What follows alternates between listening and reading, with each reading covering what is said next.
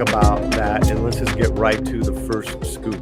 And that is this whole thing with Iger versus KK and Leslie Hedland.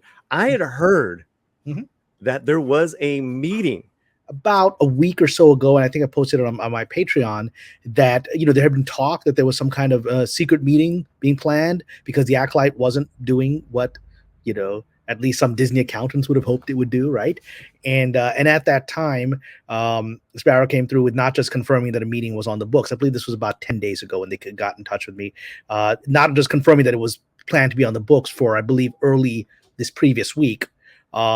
They actually gave me the list of the people that at least have been invited. Whether they showed up or not, I don't know. Whether they sent other representatives, I don't know. But the shocking news that at least an invitation had been extended to George Lucas himself, and that was reported on my Patreon, right? I know there's other reports of Marsha Lucas being invited. I'm not sure why Marsha Lucas would be invited to this. She's not really involved in Star Wars in any way. Right. Yeah, it's a report, but stuff's out there, right? But what my contact said was, no, George, it's the first time that George had been invited since he had sold Lucasfilm to Disney back in 2012. I mean, he's gone to social events and things like that and other stuff, but but to actually be invited to a Disney corporate meeting about Star Wars strategy was unusual, something that has not happened, which supports what I've been reporting for some time now on the Patreon, that there are plans in the works to bring Lucas back, at least in some kind of story consulting fashion, that he's already working on developing a show. Those are on my Patreon. We'll find those scoops. And apparently, our friend Star Wars Theory was able to get some of that information as well from one of his guests. So it's all kind of lining up. It doesn't necessarily fit the narrative of people who believe Star Wars is done forever, and I'm not of that view. I completely respect what you said, Paulie, that I'm not watching The Acolyte. I couldn't care less. I'm not watching this. And I've said for a year I won't watch it if it was released, and it got released, and I've not watched a single episode. I couldn't care less. Doesn't mean I can't believe it was released. I just want to say, and I've talked about so hideous. But you know what? Let's just go on. Let's just keep going. So we'll talk about some of that will come in the conversation as to what's happening now. But yeah, so this meeting apparently was scheduled, and every day people were sending me DMs and messages. Hey, what happened? I was like, dude, I can't magically give you information. Unlike there are people out there just make stuff up for clicks. If I don't know, I don't know. And so I didn't know, right? I didn't know anything, right? Heard nothing. I know not to bother Sparrow. They come to me when they're ready, and sometimes they're gone for weeks. So I was like, whatever. And then this morning they got in touch with me. And it lines up with something else that happened this morning, which we'll talk about, an article that came out in Forbes, right, which links into this. So the information that they provided me, which is lining up with what is happening in certain media already, was that the meeting apparently did happen. No, they don't have all the details. It was very top secret. It was high-level people. If you bring in people like Lucas, it's very high level, and to the disappointment of many, I'm sure, in Star Wars, not to everyone, but Dave Filoni was on the invitation list. I don't know if he showed up, but he was apparently on the invitation list of people to come to this meeting. So one rule of Hollywood is if the people that are not at the meeting is who the meeting is about, right? If you're at the meeting, the meeting ain't about you.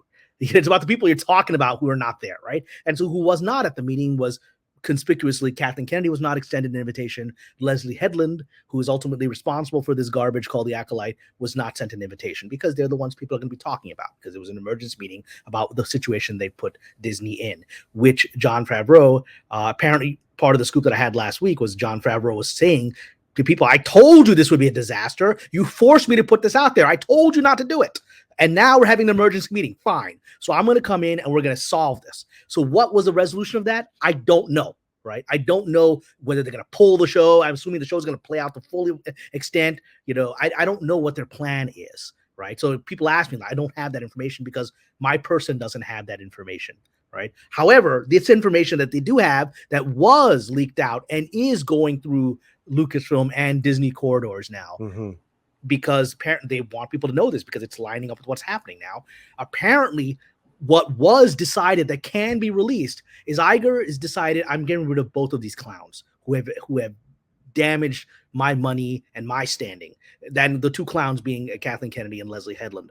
So he's like, not only am I done with them in relationship to Lucasfilm, Star Wars, and Disney, the instruction that apparently came out is the company is going to basically do its own private behind the scenes PR effort to severely damage both Kathleen Kennedy and Leslie Hedland's standing in Hollywood, to finish them in Hollywood. That's the level of vengeance we're talking about. To basically put out information through the trades, through gossip sites, through, I'm sure, some of the shill sites that are out there. We're already seeing some of the big, I love Star Wars, whatever Star Wars does is great. Those sites have been saying crap about the Acolyte because they've been instructed to do so. We've seen that in the last 10 days, right? With shocking things. People that never say anything bad about Star Wars on board with Kennedy's agenda have been saying negative things about Acolyte because they were told you're going to put it out there. And now it's accelerating to the next level, apparently, which is to actually finish these two off, coup de grace, finish them off so that removing them from Disney and Lucasfilm and Star Wars is the least of their problems, right? The reason you do that is if you want to get rid of people like this, whose immediate reaction is to go to the trades and say, I'm being persecuted because I'm a woman and I'm a lesbian and I'm a this and I'm a that and I stood up for women. If that's the immediate reaction, because Victoria Alonso did that. The moment she was fired from Marvel, what's the first thing she said? She's threatened to sue. You did it because I'm a woman and I'm a lesbian. It's the first thing she said, and it was a narrative in town. And she's a nobody compared to these people, right? So they have to create a situation where the town itself is fed up with these two.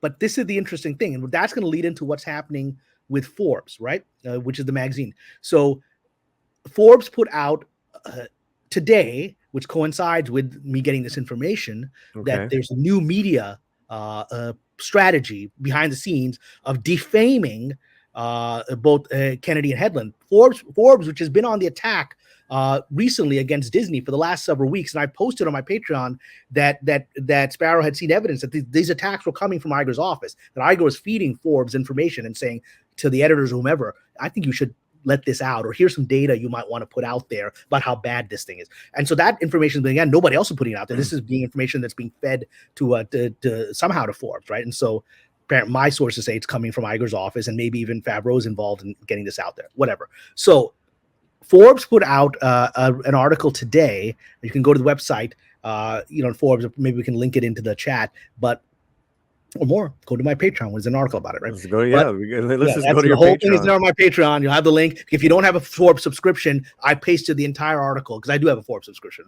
I pasted the entire article on my Patreon, so you have the whole length of it. But the gist of that, the gist of the Forbes article by Carolyn Reed, who's been sort of Iger's sword against his adversaries in the last few weeks, is that Star Wars. She lays out what she feels the strategy for Star Wars has been and how it's failed. Okay, that in and of itself is bad, right? Because she's blaming the studio, the Lucasfilm, for having mismanaged a plan. She lays out what she thinks the strategy was, and the plan is culminated in the Acolyte. And what's interesting, and this upsets some of my people on my Patreon because they don't want this angle, but this is the only angle she can take to achieve the objective.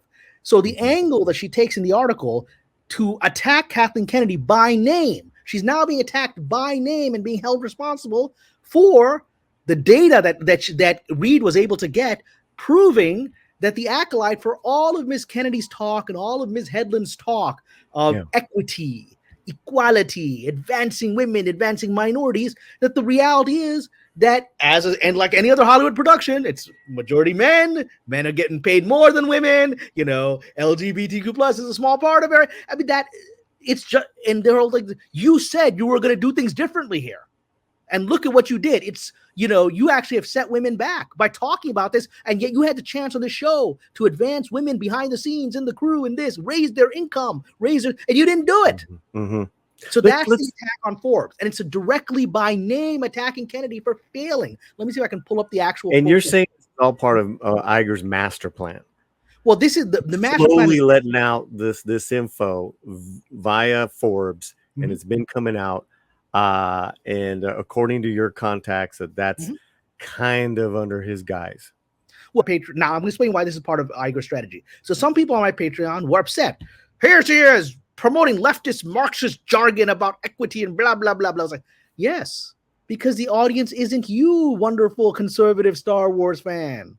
Right? It's not for you. Who is this Forbes article for? It's not even, for the shareholders. This Forbes article is for Hollywood. It's for progressive Hollywood. That is what this plan is. That is what Iger's plan. Remember I said Iger's new plan, which he has leaked out, that my contact heard is to defame Kennedy and Hedland in Hollywood circles. How do you do that? If they come out, if you come out and attack her from a conservative viewpoint, which Elon Musk did today as well, which is an interesting coincidence. Elon Musk came out directly attack Kennedy, calling her, saying her work is woke garbage or whatever. That's great for the fans. The fans love that. Nobody in Hollywood cares. What will help the objective of defaming these people in Hollywood so they lose support inside of Hollywood is for you, Iger, Carolyn Reed, Forbes, for anyone to say that she has failed in the progressive agenda of advancing women's rights.